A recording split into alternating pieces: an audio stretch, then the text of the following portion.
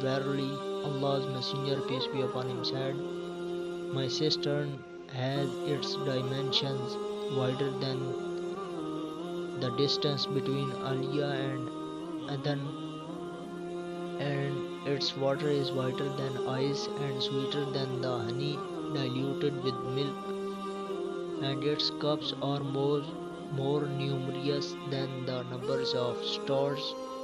Verily, I shall prevent the faithless people therefrom, just as a man prevents the camels of the people from his fountain. They said, Messenger of Allah, will you recognize us on that day?